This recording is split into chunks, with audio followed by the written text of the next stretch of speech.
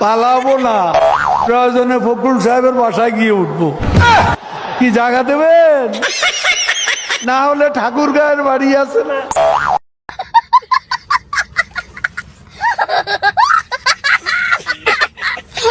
শেখ হাসিনা পালিয়ে গেছে, শেখ হাসিনা নাই, শেখ হাসিনা চলে গেছে, শেখ হাসিনা পালায় না।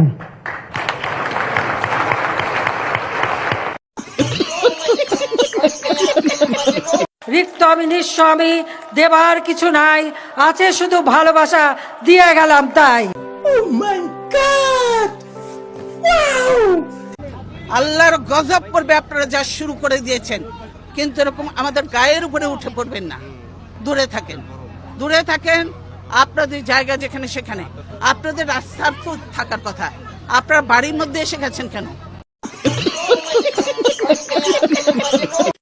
আমার মাথার চুল থেকে পায়ের নখ পর্যন্ত রাজনীতি। আমি রাজনীতির বাইরে কথা বলবো কেমনে?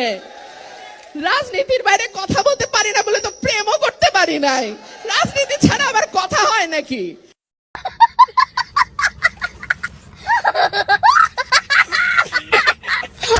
কাঁচামরিচ কিনে রোদে শুকায় রেখে দেন, বর্ষাকালে যখন দাম বাড়বে ওটা কিছু একটু পানিতে রাখলে কিন্তু আবার তাজা হয়ে যায়, আবার রান্না করে খাওয়া যায়। সহজ বুদ্ধি, আমি তো এটাই বলি। যেগুলি শুকায় রেখে দেন। টমেটো, অতিরিক্ত টমেটো হয়েছে বলছে কি করব, আমার রোদে শুকায় রেখে দেন। কি শুরু করছে এই গেঞ্জি জেনারেশন? ওগুলি কি বাংলাদেশে ডাকাইতরাও নিরাপদ না? কালকে ড্রোন উড়ে খুঁজছে, আজকে আবার BMW নিয়ে পিছে দৌড়াইছে।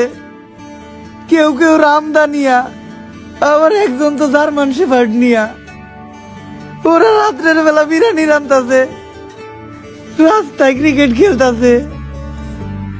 কেউ কেউ তো আবার ডাকাইতেরা নাচাইতাছে, জাতীয় সঙ্গীত গাওয়াইতাছে।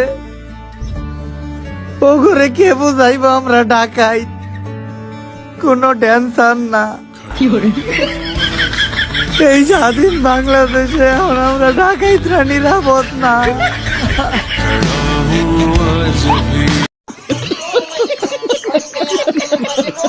মুরব্বী মুরব্বী,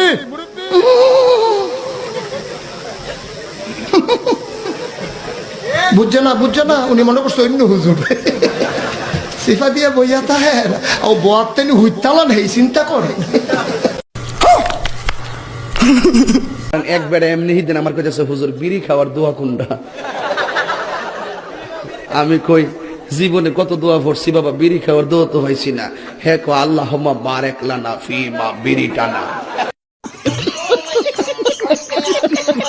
মাঝে মধ্যে স্বপ্ন দেখি, কি দেখি না দেখি আগামাতা কিছুই বুঝি না।